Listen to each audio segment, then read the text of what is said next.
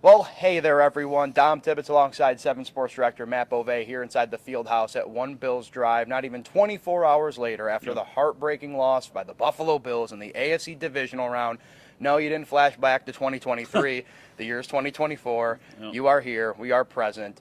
Locker room cleanout day, Matt. Obviously, the big thing about this is the uncertainty as the Bills go in the offseason. That's any year Yeah. with a locker room cleanout. A lot of big names that the Bills don't know if they're going to be back in the blue and red. What are kind of just the big names that you want to dive into on that one? Well, the biggest ones for me that I take away from today were Gabe Davis, Micah Hyde, and AJ Epinesa.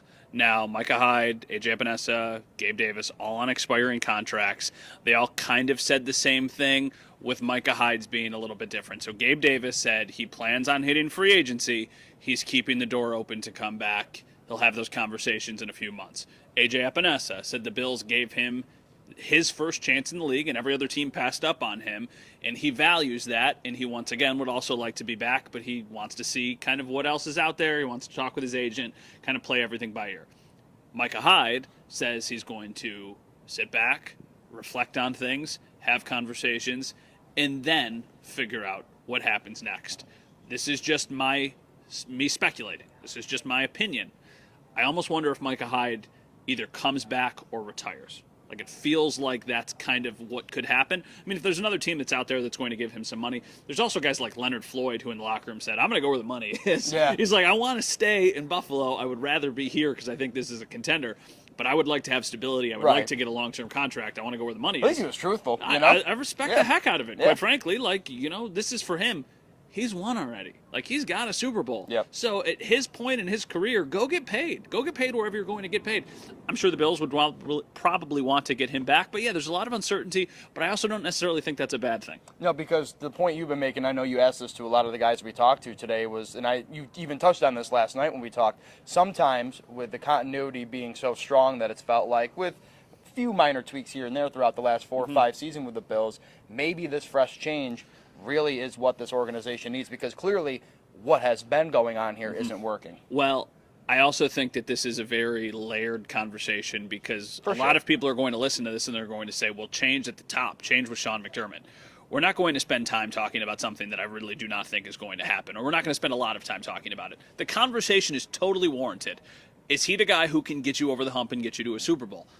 Up to this point, he has proven that he can take a team and get them into the playoffs and win a couple games in the playoffs, but not to the Super Bowl. But I just do not see this organization, with all the sustained success, in air quotes, moving on from their head coach. And I can also tell you from talking to the guys today, they have not lost faith in him. Right. So, if anything, it almost felt like it's as strong as ever. Yeah, exactly. I mean, 13 seconds was it felt like everybody was tiptoeing around it. Nobody really took accountability there.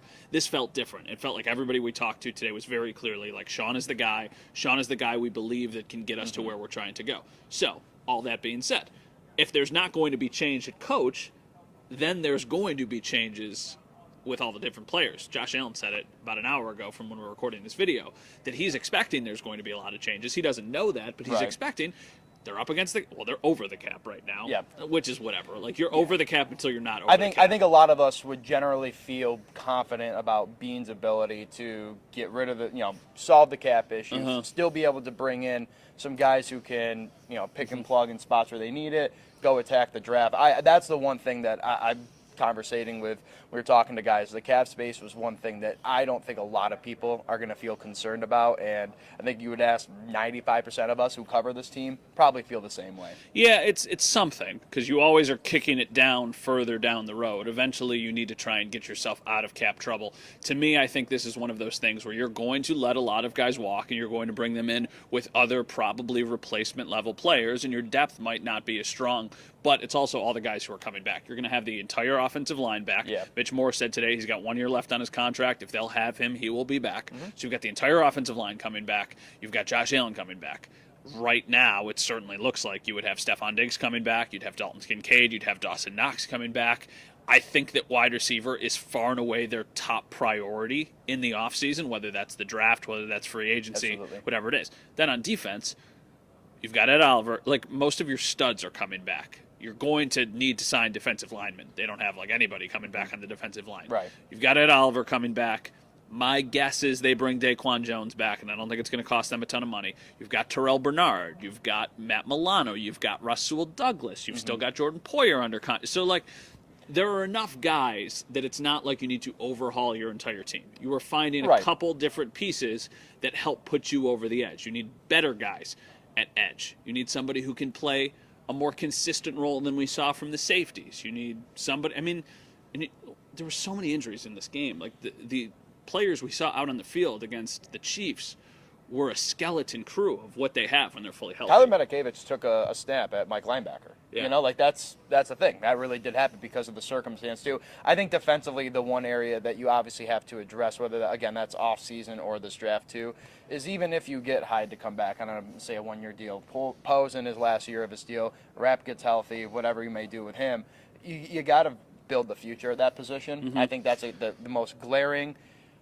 issue that you have to address in some form of nature this offseason is you have to look at the safety position and think, yeah, we've got to start building some sustained depth here and some young guys, because I think who they have behind, I don't think DeMar Hamlin or Cam Lewis is kind of molded into the people that they're going to trust, again, in these big game situations, trying to get to the places this organization wants to get to. Yeah, I think this could be one of those off seasons where there's more moves on the defensive side of the ball, but the bigger moves are on the offensive side of the ball, and I think that's how it should be. I think a couple of years ago, the big splash they made was the Von Miller edition.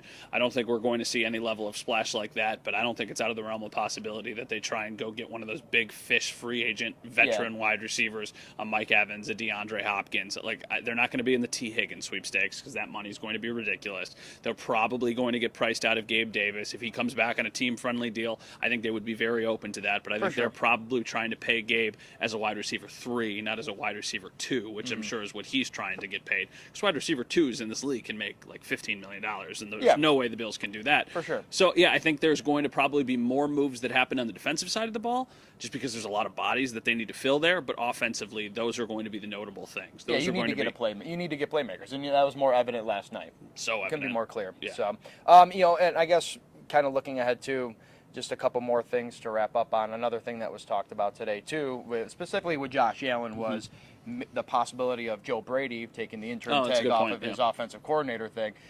It feels like throughout this locker room, you talk to Mitch, you talk to Dawson. One, I think he'll be back, but two, I think that interim tag gets wiped off. It seems to be the clear, kind of like almost like subtle fact that the offensive guys talked about today is like, Josh made a really interesting point too, which I think a lot of criticism of Joe Brady, especially the way, maybe last night went, was this wasn't his full scheme on offense. You got to remember, this half season was Ken Dorsey. Then Joe Brady comes in before the Philadelphia game. So Josh made that point where it's like, okay, if we got Joe Brady doing everything that he implemented, his schemes, not having another input from an offensive coordinator that you don't have anymore, maybe that could be the difference, and maybe that's something that the Bills can look forward to this season, because obviously making 17 happy is the utmost priority on this offense, and that seems to be, to a degree, what he wants with Joe Brady. That's fair, and Josh Allen's input matters, and it's important, but we also did the same thing 2 years ago when he gave his endorsement to Ken Dorsey. And that led to Ken Dorsey being here for a year and a half, and the offense never looking like it was even close to the offense under Brian Daboll. So the endorsement is something that's interesting, and I think Joe Brady deserves to be back. I think that's a little bit different because Ken Dorsey was going from the quarterback coach to the offensive coordinator. Joe Brady has been calling plays on this interim tag, was calling plays before when he was in Carolina. So I don't think it's as big of a transition, even though he is still a younger guy. I think he deserves it. I think it's warranted. But I also think that, this is kind of what they have to say. Like, the players aren't going to say, like, well, we'll see what happens. They're all going to be like, yeah, no, we like that guy. That's the thing that's so hard about the coaches and also about the players. If you ask the guys in the locker room, they would say they want everybody back because they're a team and they're close and they want to see each other succeed. But the reality is that's just not going to happen. And how we started the video, that's a good thing for them because you need fresh ideas, you need change, and you need some new bodies in here, because we have seen with this team, they get close, but then they fall short. So maybe you bring in a couple other guys, and they can be the difference makers to kind of push you just that little bit over the edge. If there's nothing else that you can think off the top of your head, like an issue from today, I do have one lighter side thing I would like to end our this discussion on, if we can. Sure. how much fun would it be to be on that cruise with Dion Dawkins and the offensive linemen? So if you didn't hear Dion Dawkins' press conference today, Dion is taking the entire offensive line. He booked a cruise with the offensive line. Says the buffet, the food court, it's going to get killed. Done. How much fun do you think that would be to go on a cruise with the offensive line? Or maybe is that just be like something where you're like looking across the pool and in the lawn chairs you just have 7 or 8 just massive human beings and you're just like, what is going on here? I got to be first to the food court line or else I'm not going to have any soft serve ice cream on this Royal Caribbean or whatever they're taking. Probably not Royal Caribbean. Probably a much nicer one, right? Listen, Whatever the fancy. I've never been on. I've never been on a cruise. I don't know. That seems nice to me. Yeah, I don't know. You say how fun would it be? Yeah. I don't know if I would like a cruise. To me, the idea of a cruise ship is terrifying. You're not a water guy. It's not that I'm not a water guy, but just the idea. I know there's excursions and you get off. Our family is talking about potentially taking our first ever cruise this summer. Cool. So I'm debating if I'm going to do it. But I've also heard people say, like, it's a floating prison. Like a cruise ship is you're just floating on the. I know there's a lot to do. That's because if you go in with a floating prison mentality, it's going to look and feel like a floating prison. And like, I know those guys are probably getting the rooms with the balconies and the beautiful suites and everything, but we're not. We're getting those interior rooms where you have to like scoot down the side to get past the bed. As I scoot out of frame here, like I don't know. That doesn't sound great to me. So, all right. I don't know. Whatever. I just dry land where it doesn't move, and you can find buffets on dry land. Boots on the ground, Beauvais. Yeah, Nothing changes as we get ready for this 2024 offseason. Again, a lot of questions, a lot of uncertainty. Yeah. It's the same every year, and it's obviously more and more heightened as the Bills continually kind of run into this roadblock, continue to run into these windscreens, a reference I used last night. Sean McDermott, Brandon Bean set to talk this week. We'll catch up back with you guys then. But for Matt Beauvais, I'm Dom Tibbetts. We'll talk to you guys soon.